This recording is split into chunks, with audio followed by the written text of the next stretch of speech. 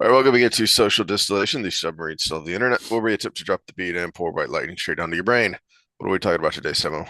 Oh, we've got some great white lightning because we get to stay in our lane. Everybody says, quit shouting at the clouds, stay in your lane. Well, I am a health expert, and we get to talk through the new food pyramid today. So, the benefit to you from this conversation, I think mostly is going to be what you're going to be exposed to is what it is versus what you're hearing it is. Mm. So that's kind of the where I want to go with it. But also, I'm going to go down a road of because this is a lot of this is the advice I've been giving for at least since 2010. It was before I opened my gym in 2011. So at least since about 2010, maybe late 2009, when I kind of was woken up from the standard fitness advice. You got to eat 8 meals a day. If you don't eat every 2 hours, you're going to lose your cognitive ability and how wrong all that stuff was. And then, of course, it was like, well, if that's wrong, let's look at everything else and see what's going wrong. And that's when, remember way back when I sent you that saturated fat article Mm. that was the demonizing of saturated fats and how where it actually came from, which was actually grain lobbies and the advent of Crisco was exactly at the same time when we all switched to vegetable oils. Well, and part of that was also, I don't remember his name, but the guy who did the study that showed a correlative link between fat in your diet and heart disease, which for a very long time, I assume it still is, but I'm not sure. Heart disease was the number one killer in the United States. And so that was Mhm. a big deal. It still is. Okay. Yeah. It's But always number one. there were a ton of problems with that study. Like, for instance, he purposefully ignored places like France and Switzerland, which eat a ton of saturated fat because they eat a Delicious ton of cheese. dairy. So much delicious cheese and cream Yeah, everybody sauces. talks about the freaking bread in France. I thought it was okay. I mean, it was a good baguette, but I'm with Andrew Huberman on this. Bread is the vessel to get butter to my mouth. Exactly. Yeah, so the bread is not the bread without the butter or the cheese. Yes, which butter here in the US stinks. It is one of the Get you some food Kerrygold. It's industry. good. If you want the good stuff, you got to get the Irish butter here is the Hmm. good stuff. But that was that was linked in around that same time, and we've ranted about that before. And one of our rants in the past, and you'll get into the details of what the new thing is this stuff has been known for a long time by anyone who bothered to look. And I've got And the yet, receipts with me. So, and oh, yet, what you continued to learn in your first elementary and middle school health classes were here's the food pyramid, the base of which was grains. and not specifying whole grains, just the base of which was grains. Yep. We're going to dive into that. I do feel really vindicated because I did get into this really early, and of course, the interwebs are a cesspool of negativity, and I would pipe up and talk to during these chats and these people posting things. I remember there was a Washington Post article that the four best diets based on our metrics, yeah, your metrics because they made them up, and Mm-hmm. so I was reading through it and I was like, this doesn't even register. And I made one of our dietitians that we know, who's quite a bit overweight, by the way, she posted it and was like, "Yay! Finally, we're being celebrated." I'm like, "Okay, yeah, but it's wrong." And so I went in there and I was like, "Hey, there's a lot wrong with this article," and that's all I said. And I got laid into by a whole herd of fat dietitians, would be the proper terminology there. And it was typical internet arguments because they had no argument, so they just reverted to name calling. And the only thing they had was cholesterol. Cholesterol, cholesterol, cholesterol, cholesterol, cholesterol. And I'm like, that's one metric. Mm-hmm. That's one metric. There are so many other things that we need to be talking about. Like, are you getting enough protein? Are you getting enough healthy fats? Are you getting enough fat, period? Are you, oh, but you can't have more fat, cholesterol. No, cholesterol isn't the only thing. What about the refined carbohydrates that is suggested in the diet that was listed number one there? The refined carbohydrates. Cholesterol wouldn't even be a problem if we didn't have inflammation of the blood vessels based on high blood sugar creating pits and pockets in the actual tissue inside your blood vessels. causing stenosis and deposit areas for that cholesterol and the plaques underneath it. So it's like we actually need to be addressing the carbohydrate issue, not just the cholesterol. And you have to make a choice. We got to eat something. This is something I want to say I heard almost 20 years ago from Rush Limbaugh because he would find these little nuggets and bring them to the mainstream. And one of them was so something Sam just said there, and you may need to unpack this a little bit for anyone who doesn't know. It was found a couple decades ago that it wasn't the saturated fat per se, it was inflammation that was creating basically little Places for it to deposit. places for that plaque to deposit in the first place. So the plaque would only stick to your arteries because there was inflammation that was giving them a place to stick. Well, and add to that that the inflammation causes stenosis, which is going to cause higher blood pressure, which is the silent killer for heart disease. So And this you've got two inflammation, major things going on, and that high blood pressure causes those deposits to be flaked off and into the bloodstream, and where was this inflammation coming from? blood sugar. Well, Blood sugar. and Exactly. other toxins in your food too, Hmm. oxidants in your food, which is why antioxidants are a good thing, right? Because they reduce the amount of that. But we'll dive into that But I a want lot to add further. one more thing real quick because this is something we have griped about and has come more into the general consciousness since the unknown virus of unknown origin, vitamin D. I had forgotten this and I went back and I was looking up the mechanisms and some other things when I was worried my vitamin D had crashed again. The mechanism that creates vitamin D uses cholesterol. Hmm. Subcutaneous cholesterol is part of the process that when the UV hits your skin, it interacts with that cholesterol. Witchcraft happens, a miracle occurs, vitamin D is created. And I went, duh. Why didn't my PA mention that the first time I had tested and blood results that confirmed, holy crap, your vitamin D has crashed way below normal. We need to put you on a 50,000 IU prescription supplement. And oh, your cholesterol is really high. We need to give you a cholesterol medicine. Hold on a second. Hold on a second. Those two things are linked. Hmm. Why didn't you say get outside more and then we'll check again? And then if you need it, we'll give you cholesterol medicine. Because my cholesterol is fine now because Hmm. I make sure I get outside. I try to every day, but as much as I can, try to get outside in the middle of the day and get some UV. Yeah. So let me say one more thing about cholesterol, and then I get to quote. I love quoting the late great Kerry Mullis on this topic because first of all, he's awesome, and second of all, it's a great quote, and third of Yeah. all, I love doing his voice. But the thing about cholesterol is you make most of it in your body anyways.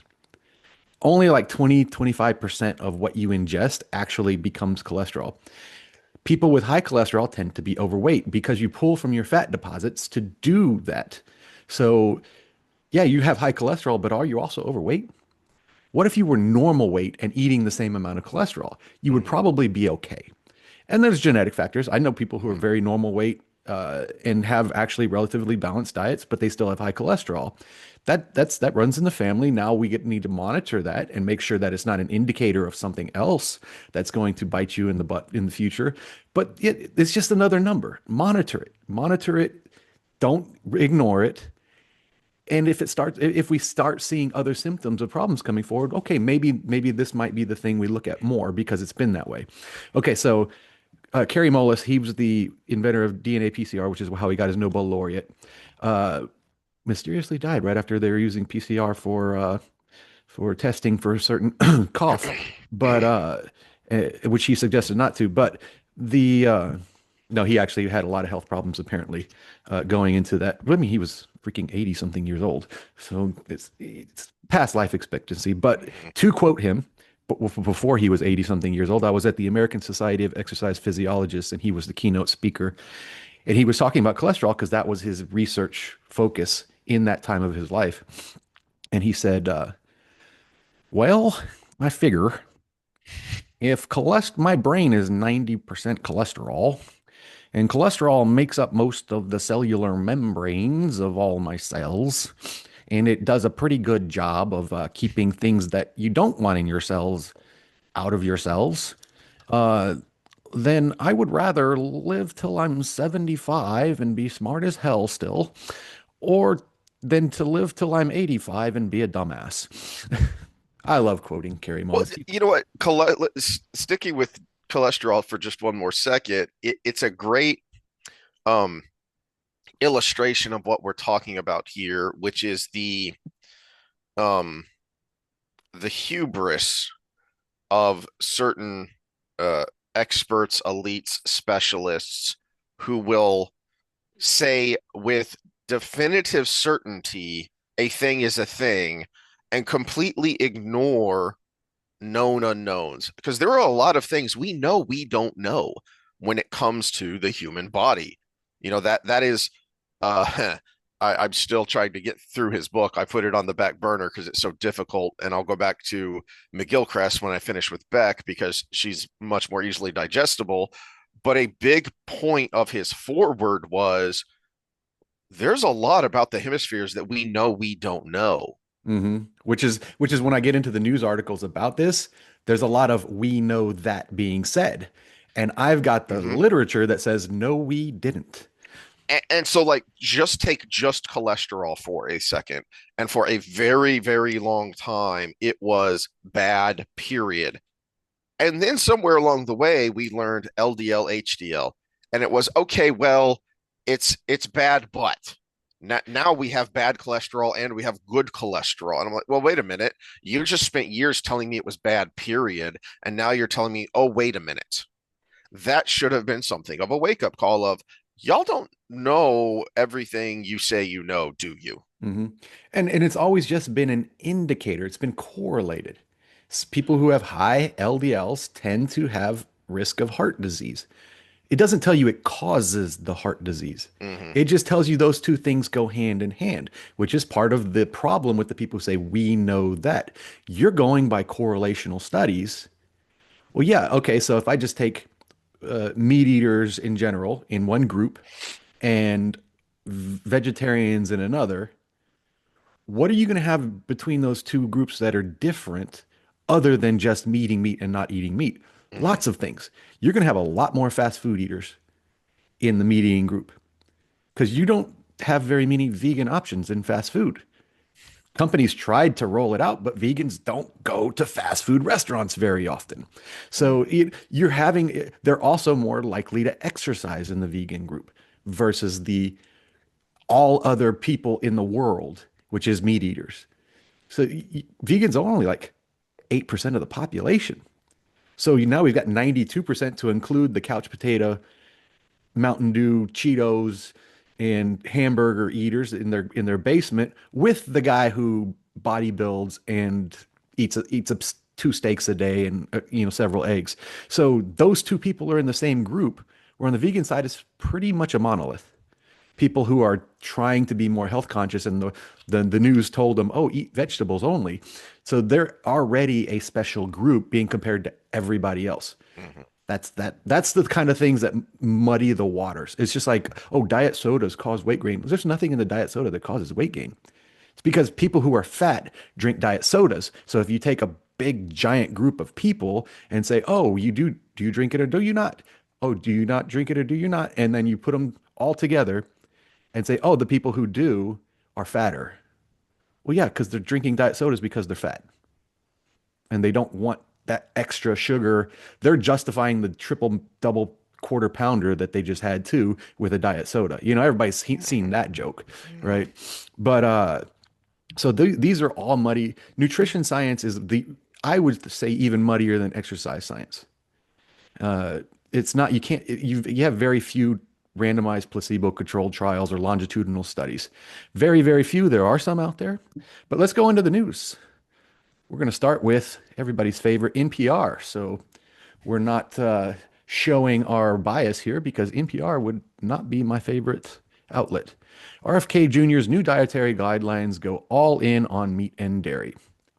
That's actually incorrect, that headline. It's one of those kernel of truth headlines. Hmm. All right, so we've got a bunch of meat and cheese on a board here as the picture if you're just listening. Now I'm going to skip down to where I was in the article when I did that because we've got, oh, Mr. What's the doctor? Where's he at? Stanford, Christopher Gardner, Dr. Christopher Gardner, Stanford University. I'm very disappointed in the new pyramid that features red meat and saturated fat sources at the very top, as it is something to prioritize. It does go against decades and decades of evidence and research. Well, they do address that. He apparently did not read the guidelines. Oh, not that one. This one. Okay, so we need to go to page 211 here because they address this. These are the you can actually go to what is it? HHS.gov press room and get the fact sheets for And these from the realfood.gov. the fact sheet, what you're looking at is, for those just listening, is the scientific foundation for the dietary guidelines is the title of this, and it is a 418-page document. So yeah, this didn't come out of the blue, and I have not heard any of the detractors referencing this. No, so that's what I'm saying. What are you being told in the news versus what is actually in there? So this it directly addressed the below 10% energy and risk of coronary heart disease. So what they did is they did a meta-analysis. For those that don't know, a meta-analysis is where you take all the literature, you sort through it, you find out, you look for, you have certain criteria, and their criteria here was that it had to be a randomized controlled trial. That's RTC you see there, randomized controlled trial. So not just a corollary retrospective cohort or anything like that, where you're looking back at, you're just doing a questionnaire and then looking at their lifestyle, that kind of thing. This one is we took a higher saturated fat versus, and in this one there, it was replacing saturated fats with polyunsaturated fats, as we talked about with Crisco coming out and the recommendation to leave saturated fats.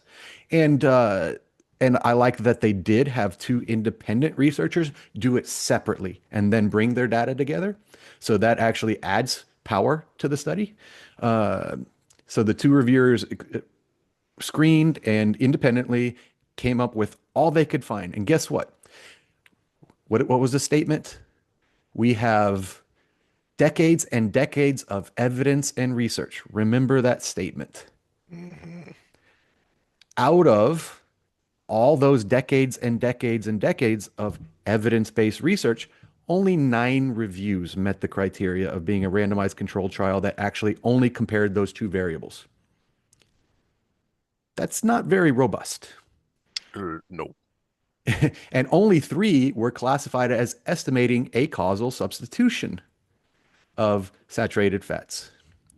And they actually examined the effect of replacing saturated fats versus the uh, polyunsaturated fats. And so the conclusions: causal evidence for RTCs does not demonstrate the reducing saturated fats below 10% of energy, particularly through replacement with vegetable oils, lowers uh, cardiopulmonary disease or all-cause mortality, because existing trials prove little information on other potential replacements and cannot isolate effects of saturated fat apart from nutrients that replace it. Strong conclusions about health side effects of saturated fats intake cannot be drawn until modern substitution specific trials test clearly defined replacements and assess their clinical effects. So what they're saying in this part, and they actually link the whole study so you can, or they have the whole study in there too, so you can read everything they did, what their methods were, what their criteria was, what the actual studies that met the criteria did, but what they're saying is only a few studies have been done comparing saturated fats to just lower saturated fat diets as a randomized condition, or saturated fats being replaced by polyunsaturated fats. That's it. There are none on, well, maybe if we do higher protein, lower fat, or maybe if we do uh, replacing those fats with carbohydrates, well, and that would probably meet the criteria of those first 6, but replacing it with another substitute, maybe monounsaturated fats like olive oil, right? We don't have those. Now, we do have a lot of good olive oil studies. That's a different rabbit hole. Olive oil is great. Use it when you cook. Use it when you just have a shot of it before your first meal. It's great for you. But uh, but yeah, that's to address that statement. We know from decades and decades of research, there hasn't been decades and decades of Hmm. research. This has been just like the testosterone trials we talked about a long time ago. This has been 70 years of nutritional dogma, is what it has been. That's a good word for it. Yeah. Yeah. Be because you are just saying a thing, you are just repeating it like a catechism. And oh yeah, yeah, okay, but why? What, why do you say that? What is your foundation for that? What is your evidence for that? Well, part of it is we have to look at education too. Hmm. The I had the benefit of being in a program that actually encouraged you to question things and to explore new ideas and discuss them with your cohort and with your professors. How does that Whereas compare to what you're doing now in psych? I would say it's half and half. Hmm. I have had classes that encourage that, and I've had parts of the program which still stuck with dogma, or they pretended to encourage it, and then they had their canned arguments to straw man your encouragement. Hmm. So to try to win you over by making you think you were thinking for yourself. But most, especially if you're talking undergraduate is learn facts, regurgitate on test, right? So if you are RDA and you have a 4 year degree in nutrition, and then you did the little, I think it's a 2 year after that to get the RDA after that, you're basically being taught government guidelines.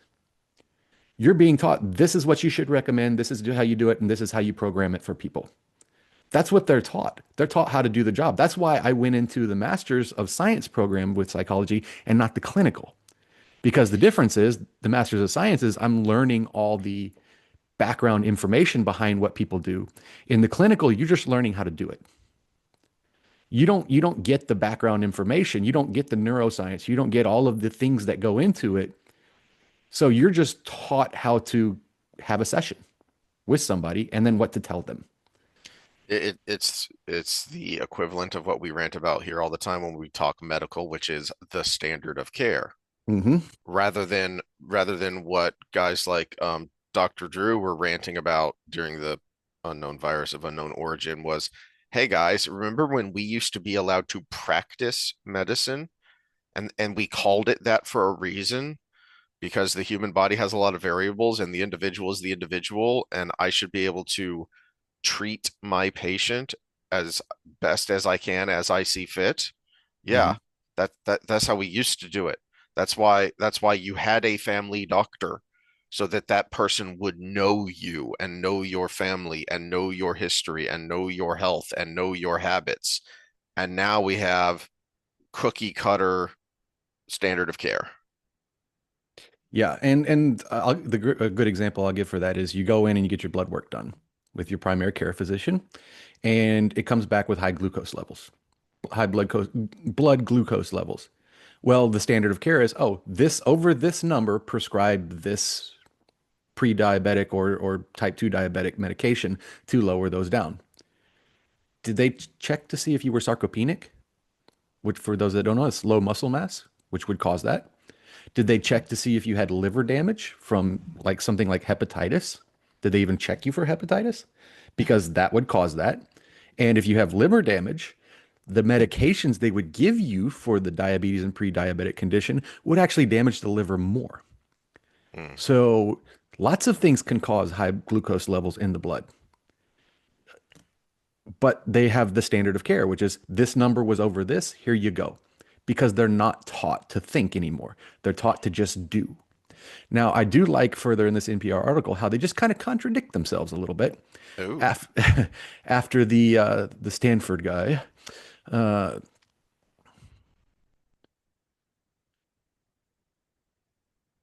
The guidelines also elevate cheese and other dairy to the top of the pyramid, paving the way for the option of full fat milk and other dairy products in school meals. Now, this other guy from Tufts University, someone have to tell me where that is. It's pretty clear that overall milk and cheese and yogurt can be part of a healthy diet. He's a cardiologist from this Tufts University. Both low fat and whole fat dairy versions of milk, cheese, and yogurt have been linked to lower cardiovascular risk. What kind of fat is in low fat and whole fat dairy and milk and cheese and yogurt? Saturated. Saturated. It's animal sources. It's going to be saturated. Yep. Yep. Saturated fats. You get some omega 3s from grass fed and cage free stuff, but mostly saturated fat. Oh, wait, you mean you can eat these things and drink these things and have lower cardiovascular risk? But I thought we had decades and decades of evidence-based research that says that that thing causes the Yep. other thing. So Yep. I did like the self-own there. How do you square that circle? Somebody should probably get these two guys in a room and make sure they get their stories straight. Yeah. Quote this guy again. I'm not even going to try to pronounce his name. Do you want to try to pronounce that? Mozafarian? Yeah, Mozafarian? that's what I would have said Okay. Farian. Yeah. What's quite interesting is that the fat content doesn't seem to make a big difference. Oh my goodness. Now, here's another one I'm going to address here in a second. While whole grains are pictured in the smallest point of the bottom of the new pyramid, which I'm going to bring the pyramid up here in a second, the guidelines instruct Americans to prioritize fiber-rich whole grains. There is no now a sharp distinction between whole grains and refined grains. We brought that up in the original because the old base it just said grains, Hmm. right? So one of the critiques that people have been throwing out is, and did I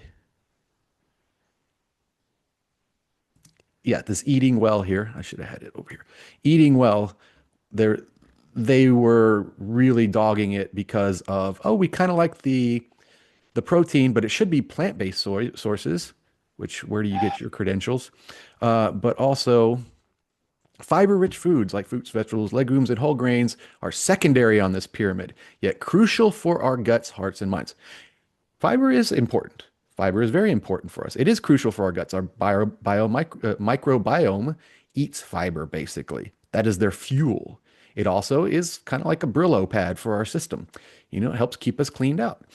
And of course, that has the secondary benefit of being good for your heart and your mind. So we do need fiber. In fact, I have the fiber recommendations on page 168 of that other document I just had. Uh, and it's kind of in line with what they say. They probably would say a little more because they appear to be very plant-based on this website, Eating Well. They're like, what do our scientists say? But let's go to the actual food pyramid. So I'm going to give the visual here. I will try to describe it as best as possible for those that are just listening. So introducing the new food pyramid. Well, the joke when I saw that this had happened had been, what if we just turned it upside down? Because in a lot of ways, that's what they did, is they just turned it upside down. Except at the very top of the original pyramid was junk, Yeah. like just bad fats and sugar, you know. Yeah, it's like So you can so have a little bit of this. No, don't even put that on there. Don't encourage people. yeah. So protein, it actually, I like the way they do this. If you keep scrolling, you get the different parts of it. So the first one to come up on the upside down pyramid is protein, dairy, and healthy fats. So we're focusing on protein. Healthy fats. Look, we got avocado there. We got olive oil right there. I'm assuming that's grass-fed butter if we're talking about Hmm. RFK. We got seafood, eggs. The egg is the I can't believe they keep getting demonized because of the Hmm. cholesterol thing because it is the world's perfect food.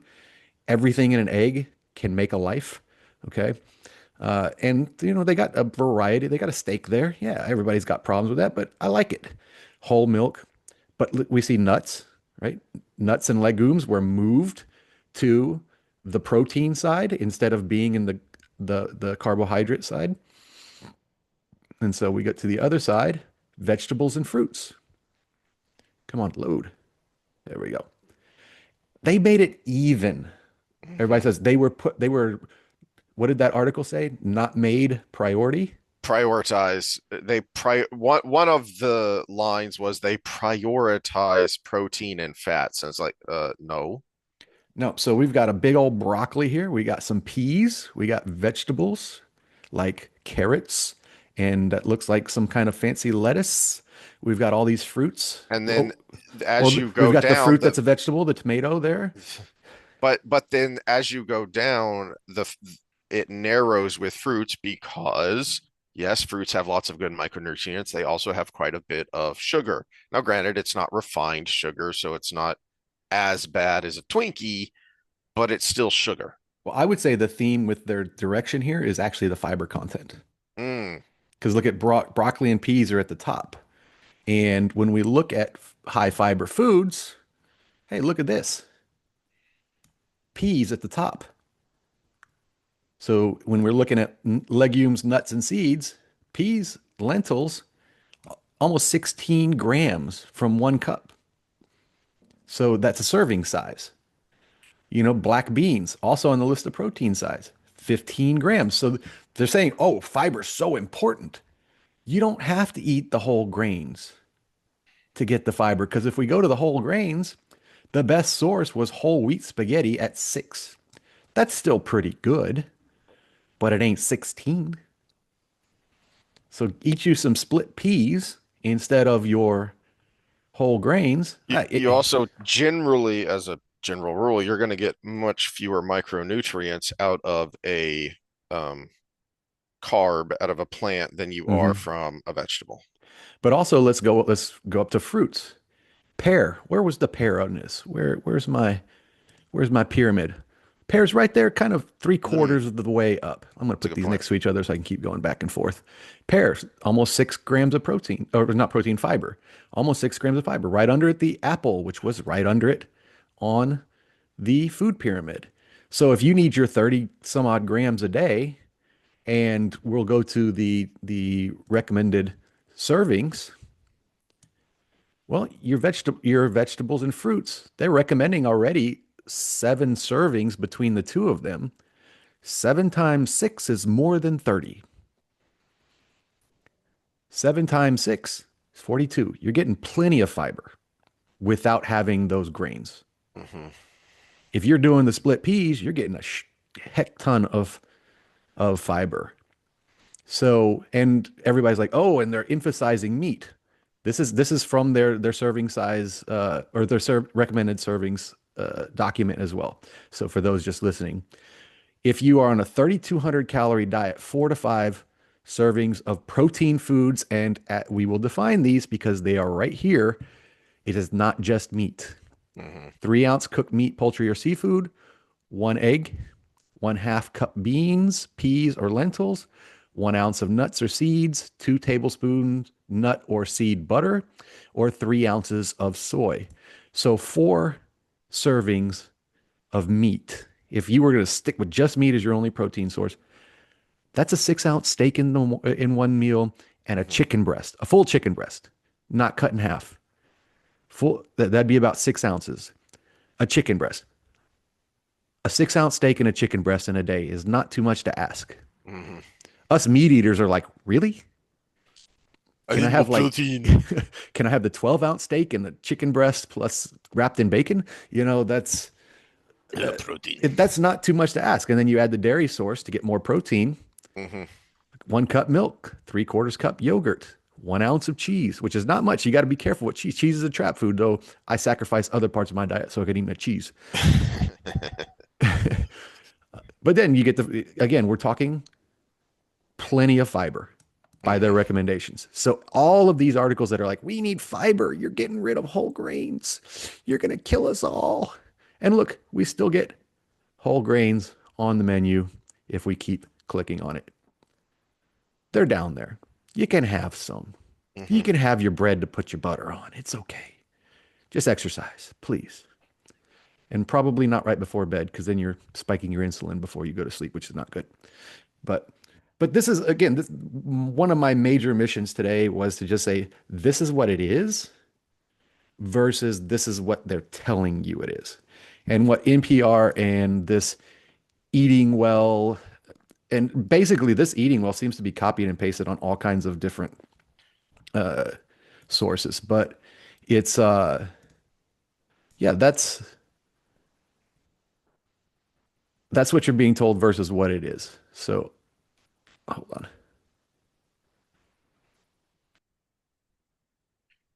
All right, so at the beginning of this, you mentioned that you had been giving similar, very basic nutrition advice for 15 years. And then the way you phrased it to me was don't eat the junk you know you're not supposed to eat and eat more protein than you think you need. Yeah, yeah, And it's and they, as we pointed out, the very tip of the pyramid used to be, yeah, you can have a little bit of junk, have a little bit of dessert, and they just left that off of no, just don't eat the junk you know is bad for you. And yeah, you're going to. There's going to be a, somebody's birthday at the office, or we yeah, just you had never the want to be the holiday person with a office. Tupperware on Thanksgiving, right? Exactly. It's no, you don't bother with your meal prep on Thanksgiving. You just eat a couple slices of pie, it'll be fine. Or You just know, fill up on the turkey and then you're limited on how much pie you can eat. and speaking of the protein, the reason you gave for that is one, most people don't eat enough protein, especially if they are exercising properly and they need that protein for muscle rebuilding and muscle growth, which is what you should be focusing on for just general fitness for most people most of the time. But also, eating more protein helps keep you from eating that junk that you're not supposed to eat. Because one, protein is very filling. Two, protein is more difficult to break down. Mm. So that's why you feel full longer after a high protein meal, is because it's taking longer to work its way through your system. Also, added bonus, that means you're actually burning calories in order to Yeah, ingest those what calories. we call it is the thermic effect of food. How much energy did you spend to create the energy? And there is a thing called gluconeogenesis, which is breaking down protein into carbohydrates and then casting off the amine group, which becomes ammonia, and you pee it out. So that's where one of the myths came from is it was going to be too hard on your kidneys if you ate too much protein. Even the National Kidney Association had it was like 700 times the recommended amount that you would have to consume before it even starts to even semi affect your kidneys. So I mean, maybe if you're one of those eat 10 meals a day, that's a full meal power lifters, you're going to have a problem. But none of us normal people can even eat that much. But it's I always say eat more protein than you think you need. And actually, even the sows that I was freaking arguing with about the diets from WAPO, I was like, there's nothing wrong with the Mediterranean diet. Add some protein and don't be afraid of red meat. That's all I had to say, really.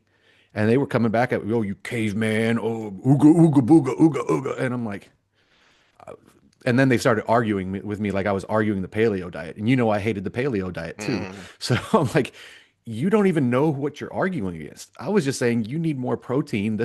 They're ignoring everything but cholesterol in this analysis. So protein needs, you see a lot of standards and it's a kind of a shortcut, 1 gram per pound of body weight. That's actually over and above what we probably need. But if you shoot for that, it's really hard to get to. yeah. And if you shoot for that, you're going to probably lose weight because you're focusing your attention on this one thing that's hard to get to. And you actually, it's hard to get to because it's hard to eat that much protein. And you end up eating less carbs. You end up eating less junk fats. You end up eating a lot less of that because you're trying to hit your protein number and you're always freaking full. Now, the current guideline, if I bring up the pyramid again, I like this. Go to realfood.gov and go through this because I like the way it's set up. So if you keep scrolling, it breaks down to the protein here. So we're ending the war on protein. Every meal must prioritize high quality. I'm reading directly from the website. Nutrient dense protein from both animal and plant sources paired with healthy fats from whole foods such as eggs, seafood, meats, full dairy fats, nuts, seeds, olives, and avocados. Protein target 1.2 to 1.6 grams of protein per kilogram of body weight per day. Now, you have to do, so that's somewhere around 54 to 75% of your body weight. So not the 1 gram per pound, but about 75% if you're on the high end. So for me, as almost exactly 200-pound individual, 150 grams, easy math. It's up like 115 to 150 grams. Even getting over the 115 sometimes is hard. Which is for all of the anti-red meat people freaking out. That's why the red meat's there, because of that term nutrient dense. Hmm. That's why red meat is good, because it is nutrient dense. You get a lot of protein. Yes, you're also going to get a lot of calories because of the fat, the saturated fat in a well marbled piece of red meat, but you're going to get a lot of protein from a steak. Yeah, and so you saw my system develop over time. When people ask for my nutritional, I'm going to say system, but my advice, say, okay, so here is your calorie goal, right? Everybody starts with that, and one of the big problems that uh, a lot of people had, and I'm going to bring up a scientist here in a second, and he really rails on this in one of the documents I'm going to bring up is we've always treated our advice on caloric intake from certain sources as a percentage of the whole. Mm, And so if you and the standard was 15% protein to your calorie intake. So 15% of your calories is protein. So if you're on a let's see, if you're on a 2000 calorie diet, then 300 calories of it comes from protein. So divided by 4, there's your grams. Okay. The problem is, first of all, it's not a one to one like you were talking about with mm, the thermic effect. The way they measure the calories is they actually burn it and see how much energy comes out of it. That's not how it works in the body, though, because and a calorie, all it is a unit of measure. mhm. It is a thermic unit of measure. It is how much energy it takes to raise the temperature of 1 centiliter of water 1 degree Celsius. That is what a calorie is. It's not a monster in your closet that makes your clothes smaller. Okay. That's exactly what it is. So what they did is they burned and saw how much heat it created when it was protein, when it was carbohydrate, when it was fat. So, but how it works in the body is the body has to break apart the molecular structures and make them into something it can use, which is glucose and glycogen, right? So it's not a one to one. So the percentage already doesn't make sense because you're not getting the same caloric intake as you are eating because it's not 15% because it's 15% minus whatever the thermic effect is. So that's one problem with it. And the other problem is now you're not getting enough protein total, especially if you're treating protein as a unit of energy because we need it for other things. It's a building Mhm. block. So I reversed the method. So I flipped my own pyramid upside down a long time ago. And my first step is here's what your protein need is. And I used the work of this guy. Like I said, this stuff is not new. This is 2009. 2009, Donald Layman. His dietary guidelines should reflect new understandings about adult protein needs. And here his is him from 2004. Now this published in 2013, but I think the original study was 2004. But yeah, October 2004, right here.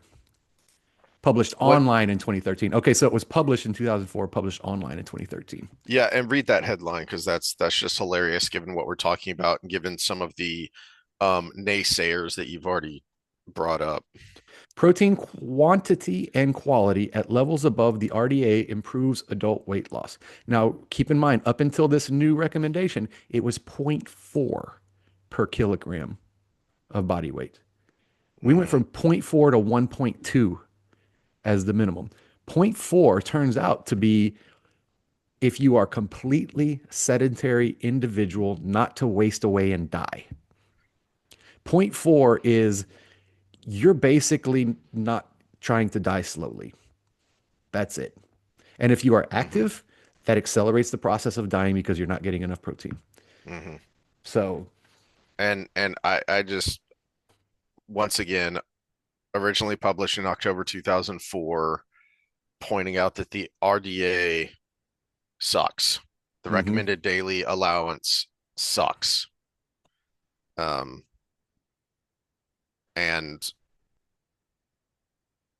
showing it with numbers. Yeah. So, uh, now what he means by quality is the amino acid profile. Mm, And so this is where we also get into the plant-based versus animal-based. Even a plant-based source like quinoa, and I actually have some articles on quinoa here because There's a misconceptions there as well. It's actually a great thing to eat, but the amino acid profile has all nine essential amino acids in it. The essential amino acids are the ones your body doesn't make itself, so you have to ingest it. Okay. So it has all nine, but the profile is heavy in some and not as heavy in others. And so you actually need to be able to create amino acids in your body to make up that balance or eat just more of it. That's a And good point and relates to something you pointed out at the beginning here, which is in the old guidelines. Like, for instance, they didn't bother to separate out the kinds of grains. They just said grains at the bottom of the pyramid. And I was having this discussion with my wife once of, well, why is this better? This has the same, you know, grams of protein as this thing. And so why is quinoa? I don't think it was quinoa. I think it was you have these, the Kodiak. Uh oh yeah, yeah, the Kodiak oats, yeah, yeah. So Kodiak is a brand and they make, high protein pancake breakfast mix, stuff, yeah. and it's high protein, and she was pointing out, well, wait, but this has, only like one more gram of protein than this thing. And I was trying to explain it's the kind of protein. Hmm. It is that this stuff is better because it's giving you different amino acid chains Hmm. And I that your have, body needs. and for those that are just listening, I have quinoa up. It's technically a seed. It's a seed that we use as a grain because when you cook it, it actually comes out kind of like a grain. They Hmm. call it a pseudo cereal. So that's why I kind of brought that up because it's it technically isn't in that bottom category. It technically is more there with the seeds and the legumes and all of that. So Yeah. things like quinoa are great. Chia seeds, another great thing. And we're talking about chia seeds, you want your fiber. Hmm. I mean, it's loaded with that. So, but back to the recommendations, and this is 2004.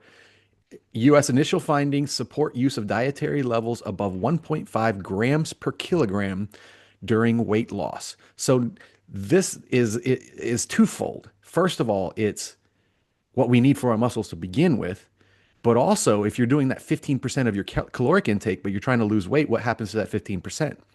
It goes down because it's 15% of your caloric intake. If you go from a 2,500 calorie a day diet to a 1,500 calorie a day diet, you reduce the amount of protein you're eating if you're doing the percentages. So the way I structure mine is how much protein do you need? And it's based on your body weight. It'd probably be more accurate if it was based on your lean mass Lean versus mass, your yeah. body weight. But at the same time, we're in the field. We can't be doing everything like on a metabolic cart or anything like that. You can go pay the money to like Memorial Harmon or something and get that. But we're in the field. We'll use body weight. 1.2 to 1.6 grams of protein per kilogram. So you'll have to do the, again, 54 to 75% of your body weight is of your pounds in pounds is a very good recommendation based on this research because we're trying to, and this is the real research. This is actually randomized controlled trials using this group versus this group placebo controlled because you can do that with whey protein because you can have a powder that looks like it versus the actual Hmm. whey protein and put it in a capsule so you can't taste it. And they did that in this study here, which is also Donald Layman, but also one of my alumni constituents a few years before me, but Kirk English. But I've done research alongside of him at UHCL. But very, very intelligent guy. I follow he's cited so much. If you go through his work here, I didn't know he was cited that much, like 3,000 times, which is, if you don't know academic work, being cited 3,000 times is fantastic. Hmm.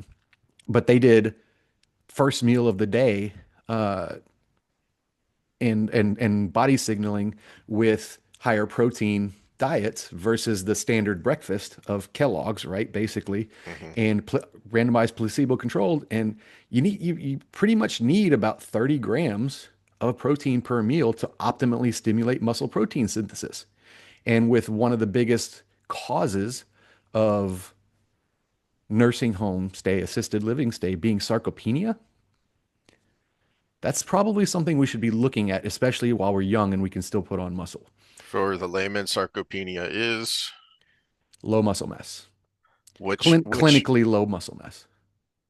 which leads to low strength, lower ability to do normal things like stand up on your own. Hmm. That's a big effing deal when it comes to geriatric care is, you know, can you function on your own?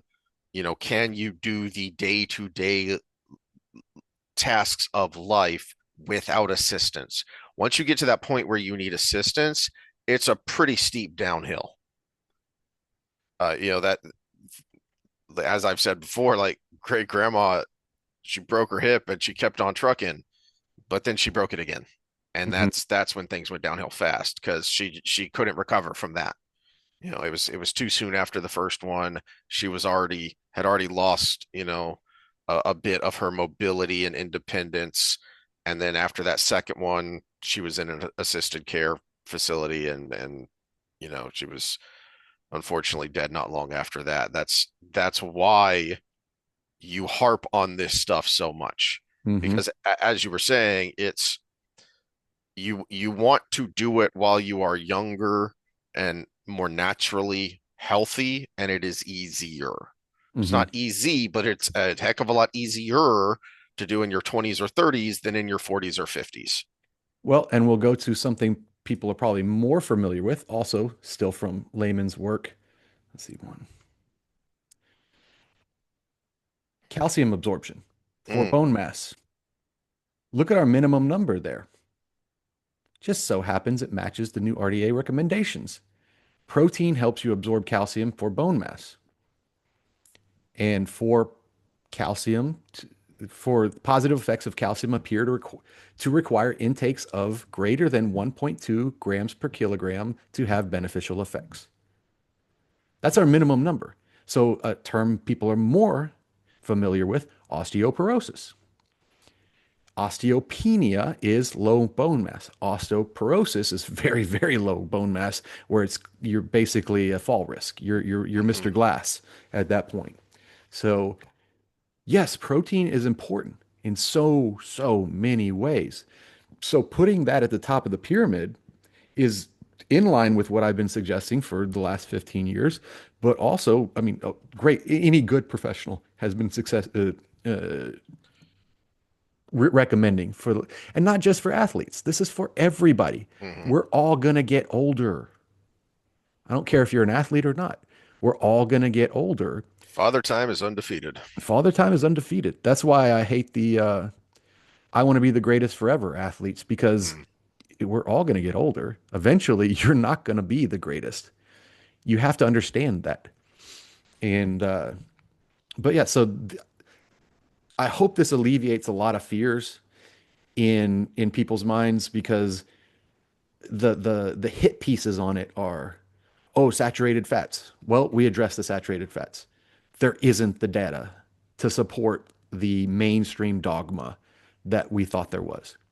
In fact, we need a certain amount of fat because that's the second part of my diet program is I say, how much protein do you need? How much fat do you need? Mhm. And then the last part, which I do kind of stray a little bit away from this food pyramid because there's a little bit of a fits your macros kind of point there is the rest I call them play calories. It's not the rest are carbohydrates. The rest are if you like meat, eat some more meat. If you like, you know, uh, donuts, you can have a few donuts. Just stay under that calorie limit. You got your protein, you got your fat, your good fats. Make sure they're good fats, which are animal sources and your monosaturated fats, like your olive oils, your avocado oils. You're getting it directly from the nuts you're eating, not having a pressed nut version of it, not your vegetable oils or Crisco's, but your actual good fats. And then the rest can be not just willy nilly do whatever you want, but it can be a mixture. It could be some carbohydrates, it can be some more protein, it could be some fats. That's how I structure mine because it gives people freedom. And if you focus on that first number, you're going to have a hard time doing bad with the others.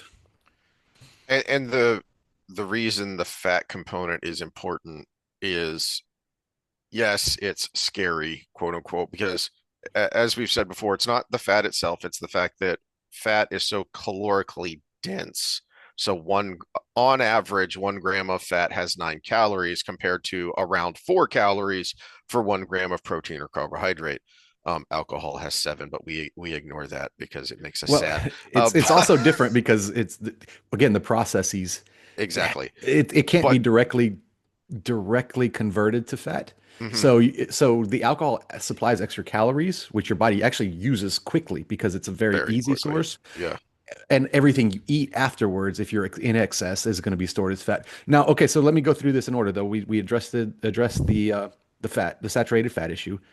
Not as big a deal as they make it out, as the media is making I it out. also want to reiterate, I've said before, but this bears repeating when it comes to the you don't know what you know, you're ignoring what you don't know, but then also you're something I may rant about if we have time is you are creating a problem trying to solve a problem that's not really a problem.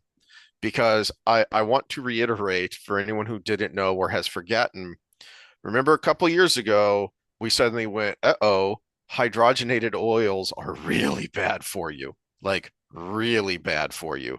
Mhm. Why do we have hydrogenated oils in the first place? To keep them Because they solid were at room temperature. well, but more to the point, they were trying to take away, they were trying to have fats that had lower saturated fat Mm, because saturated fat was bad. Um, no, it's not that bad, and you created a way bigger problem trying to solve for this thing that wasn't actually a problem. hmm Okay, so fat, not as bad as you think. That that boogeyman dispelled. Let me cross it Mhm. off the list. Fiber. You can get it from all the sources that are on the top of that pyramid. And in fact, it's probably better to get it from those sources at the top of that pyramid. In fact, I just put that a big note for myself, add that to my nutritional program when people ask for advice. I do not have a minimum fiber number. I need to put that in there. Mm. Thank you, HHS, for helping me find a improvement to my own stuff. Okay, so fiber, you can get it from all those sources. You probably should be tracking it at least until you get used to having a meal plan. Protein requirements in line with the literature that's been around for 20 years plus that has been ignored because it didn't match the RDA. And I guarantee you, if you ask a registered dietitian, the old school way of doing things, what do you think about Dr. Lehman's works? They're going to say, who? Because they don't know how to do the research. They don't know how to think for themselves. They just know what the RDA said. Now, hopefully in 10 years, we have a new group of them that are taught on this version of it, but I hope they're taught in a way to, hey, this is what they say, This evaluate it. why? Yeah. Why? Yeah. So, what other myths did we dispel that are coming out for the with the media? Did we go over any more? Those were the Well, big I, ones. I I would add, going back to your getting in an argument with overweight nutritionists is, oh, you're just a caveman. That's basically been the criticism of these new guidelines. And for me anyway, I have yet to see anyone actually address the new guidelines. It's all been about how, oh, this is contrary to the way it's always been. Well, Well, I actually, even no. saw a quote in one article, MS something, MS Now or whatever. They had Yeah. quoted some professor, and it was like, it feels like we've reverted to the 1950s. Well, the 1950s is when we got the old guidelines, and Mhm. that's when everything got ruined. Look at the health of the nation, not medical advancements. Look at the individual health of just the standard American citizen before 1950 versus what it is now. This is just like my argument about the Department of Education is you've been in charge for this long and things have gotten worse. So maybe we need to go back a little bit. Exactly. It's okay, but were those old guidelines that we have been doing for 70 years now, were those good? Were those sound? Were those based on good research, or was that based on faulty research? Was that based on someone who was cherry picking his data in order to support a conclusion he had already made, which is the fat equals heart 1950s, disease yeah, guy. yeah. That's what he was doing, hmm and there's a lot of that. And Yeah, so people don't realize the original food pyramid was based on one small island outside of Italy that actually had an 80% dropout rate in the follow-up to the studies. And that's what based our food pyramid on, which you see things like, again, Mediterranean. I don't have anything against the Mediterranean. That's another part of the argument they were strawmanning is I don't have anything against it. Olive oil's great. You can have some pasta every once in a while. Chicken and fish are great, but don't demonize other things that aren't in it because you're stuck on this little thing. Hmm. And actually, it needs more protein. That was my only critique. And I got hellfired and back through it. And I feel so vindicated right now. But that's what it was based on. It was based on a study Yes. with 80%, 20% retention rate, 80% dropout rate.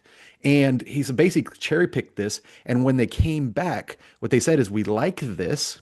The politicians, I'm saying, the people in HHS, which was the politicians at the time, which is why we're in such a good position now because he's a lawyer that's been fighting politicians all his entire life. But we talk about qualifications, right? Uh, they said, oh, well, the grain lobby's on us, the corn lobby's on us, all of these lobbies on us. And again, Crisco just became the new thing. And we were trying to find ways to use the things we already had as Americans, which was our Midwest, big crop yielding area. And then somebody came in with what Gad said, and his book's coming out. I'm going to buy it as soon as it comes out. Suicidal Empathy. Someone came in with the magic formula to get it in the books. They said, if we do it this way, no one will ever starve because we have all this product.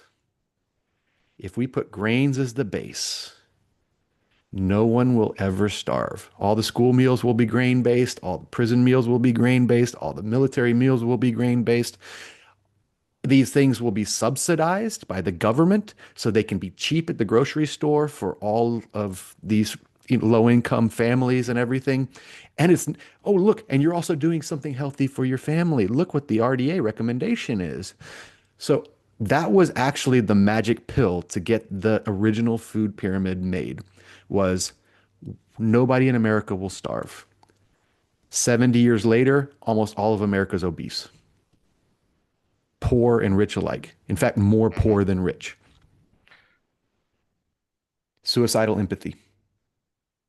And what these new guidelines do, and that's why I'm glad you actually brought up the document, is again a 400-page document where they break down, well, this is the old science, here's the new science, here's the problems with the old science, as you pointed out. All right, let's do a meta-analysis, and oh, we could only find, what was it, six quality studies? Nine, Nine. six were the breakdown to review was six was high saturated fat versus just low saturated fat, and then three were saturated fats being replaced with polyunsaturated fats. So all these decades, and you could only find nine quality peer-reviewed published studies to do a meta-analysis on. It's just like This shouldn't be surprising that, my ranting point here is I have yet to hear one of the detractors of these new guidelines actually attack the science in the document. It's all been, well, this is different from the narrative. This is different from the way it's always been. Yeah, why? well, I have a book up here. Marty Macri, our FDA director, Blind Spots.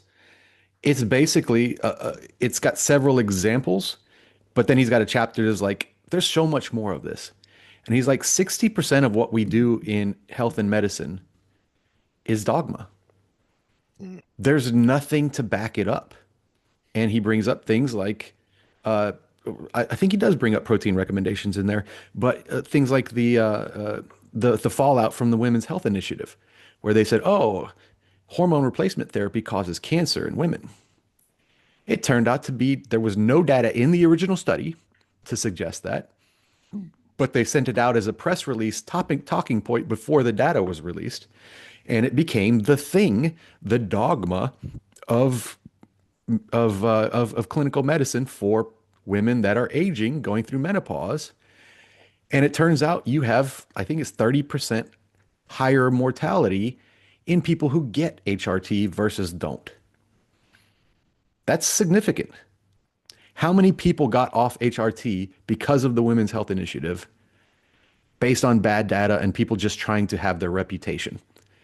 Uh, so they're flipping that in HHS right now to where it's actually they're taking the black box warning off. TRT, we both listened to Dr. Morgenthaler talk about it. That's 1942. Higgins is the original doctor. That was based on a case study with one of his patients, one patient that he followed for 18 days and was convinced testosterone replacement was causing the cancer. So 1942, it's 2026, 70, 80 years of dogma, and it's just now turning around after the Traverse study was released in 2023. Medical dogma based on nothing. There is no data between 1942 and now that actually even proved that point, but we still followed it. Actually, it's going to the health industry is going to be 10 years behind what's coming out now. So, I'm gonna segue to something a bit seemingly tangential here if you're done. Um, let me close out. Okay, so I hope I okay. alleviated your fears. We went over like three main points of it, which are the main points that are being used in the hit pieces. And if you got benefit from that, please like, subscribe, share. We're going to kind of shift our focus a little bit to other topics and of course, you said you had a segue based on this, Mhm. but this is something near and dear to my heart because my job is to make people healthy. And I always say because I was, people call me dramatic, but because I was born with heart disease and, everything goes, I probably hit it a sauce a little too much, but my mission in life is to make everybody I work with healthier than I can ever be. And even if I was a perfectly healthy individual, I would still follow that because if I'm not making people healthy, I'm not a good coach. If I'm just making myself healthy, yeah, everybody can do that for themselves. If I'm the strongest person in the room, I'm not a good coach because I know my genetic makeup. If I can't squat more than Efren, he's about 5'6" and his legs are this big, you know. If I can squat more than him, then I'm a horrible coach with an ego. And when I've been fighting for something for so long because the evidence was so obvious, and it was on the spectrum from evolutionary science, which is a lot of speculation, to randomized controlled trials on the other end. If I guess my arms are as far as I can make them on the screen here. Okay, so the fish story and what was that, Dave, where he's the president and he has the big robotic arms. It was this big. That's how far the spectrum ranges in actually supporting what I've been saying. Other health professionals, and some I know because we talked about it all the time, have been saying for almost 20 years now, 15, 16, 17 years now, and it's finally official. And the first response is people like fucking Whoopi Goldberg saying, well, is this least qualified person? I hate it just because it's in this administration. And someone could look them in the eye and say, wait a minute, you're saying eating whole foods is not as healthy as eating processed foods just because someone in the Trump administration said it? That's TDS. Yeah. And so this feels so good, not from a political standpoint, but from just a professional and why I do what I do standpoint. I want everybody around me to be healthy. I would love everybody around me to make money. I would love everybody around me to be just happy in general. Maybe that's selfish because they'll be happy when I'm around them and I'll be happy. So, but this is great. There might be some flaws to it if we dig. There's 400 and something pages in there, but at the same time, I might actually even learn some things that I was flawed about in those 400, 11 pages or whatever. So yeah, let's go with it. Let's transition. I think you're going into football, right? Well, I want to use this as an analogy, yeah, of um so what we've been talking about here is so very frustrating, but it is also so very applicable to more than just nutrition, more than just health and fitness, because um as Doge showed at the beginning of last year, and as the revelations of the fraud in Minnesota at the end of the year showed, the bloat of the federal government has created a warped incentive structure that encourages lying. Mm. And some of these people might not even consciously think that what they're doing is fraudulent or what they're doing is lying. It's just, no, this is the system and I'm just working within the system. But the system is is fundamentally flawed and is creating this um, incestuous bureaucracy that has a tremendous amount of inertia. You know, as you've been pointing out here for the last hour, however long we've been ranting, is this isn't new. It's just that we are now finally making it official from the on the federal level. But the research isn't new.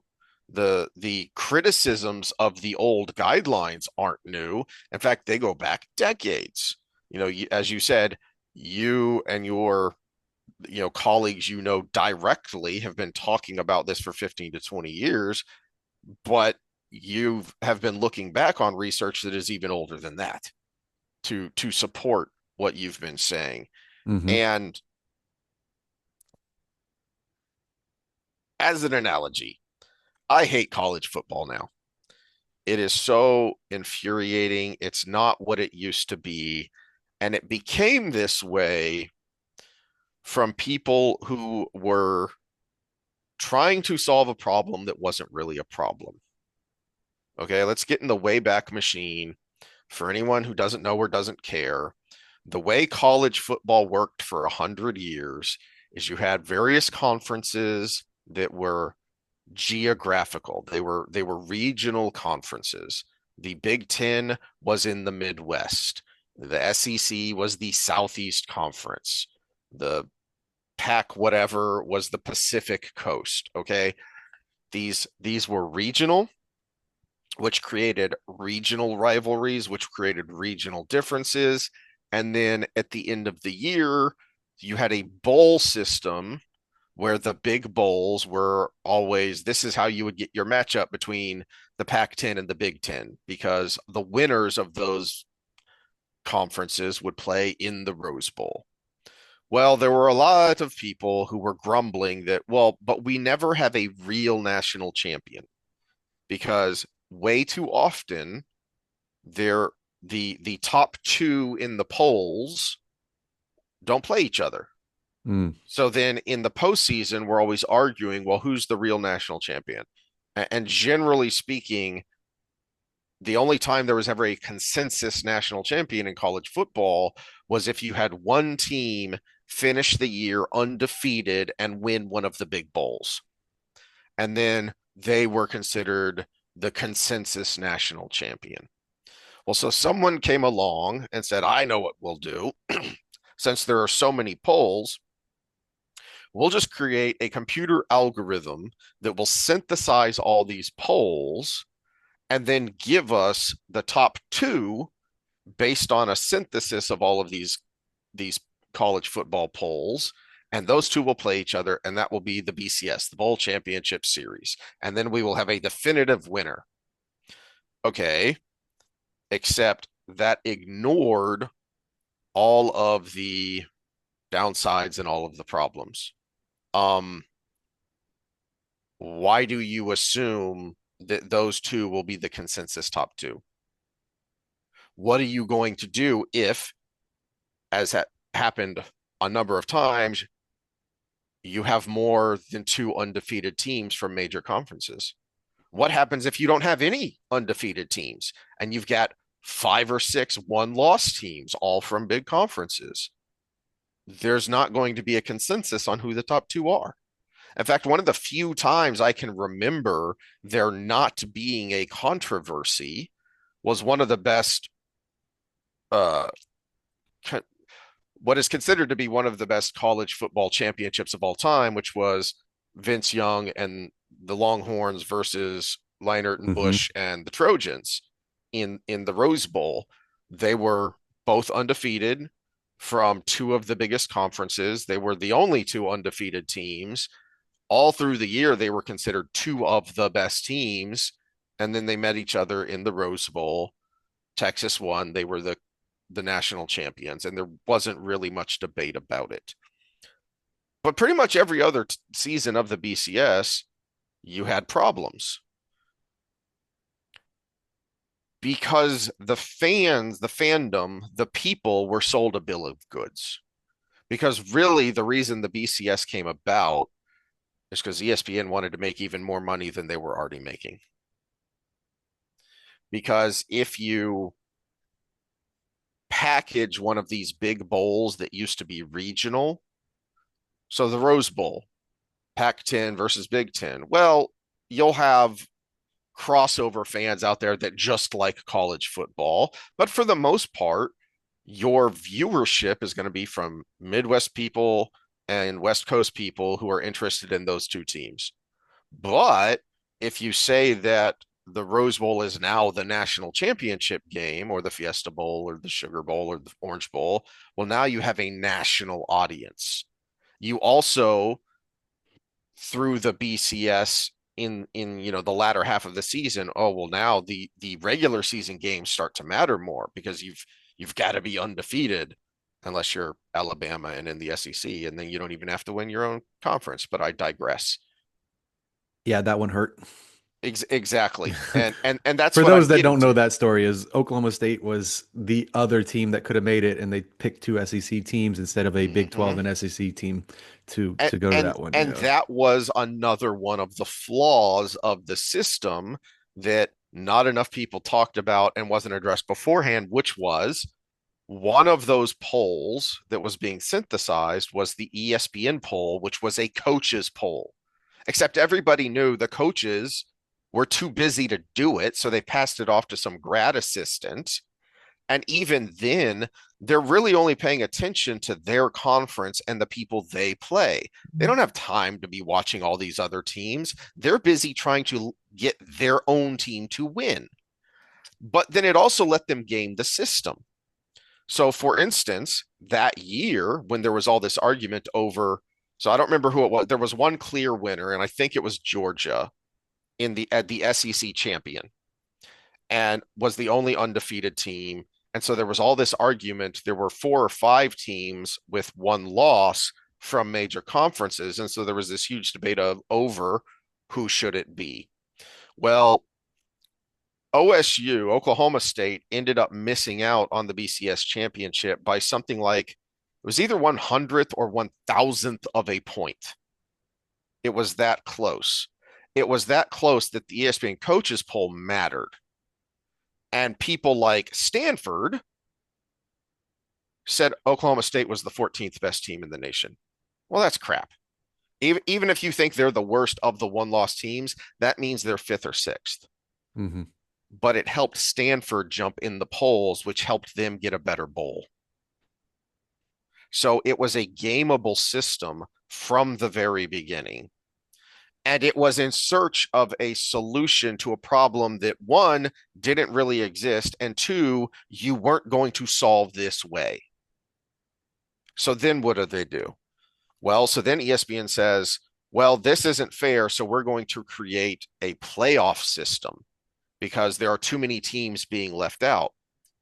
Okay, well, then the logical thing would be, well, let's fix the BCS system because it's a synthesis of polls, so it's crowdsourcing. We just need to fix it so it's not gameable, which the main thing would be take away the stupid coaches poll because everyone knew it was fraudulent. They don't do that. Instead, what they do is they create a committee similar to the NCAA basketball tournament.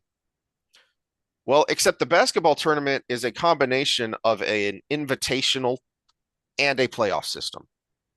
Because if you win your conference, you are automatically in. All the committee is doing is determining the other half or third ish of the field that don't come from conference winners. We don't have a college football playoff. We have an invitational tournament Mm. because there are no guaranteed entrants. Your performance on the field, how you do in your conference, doesn't actually matter. What matters is what the committee, what these aristocratic oligarchs think. Mm, And incidentally, you have actually made the problem of that ESPN coaches poll worse because a lot of these committee members have ties to either conferences or individual schools. And oh, yeah, this is all being broadcast by ESPN, which has a very lucrative TV contract with the SEC. So, oh my gosh, three SEC teams end up in the top eight playoff. How'd that happen? It's a mystery.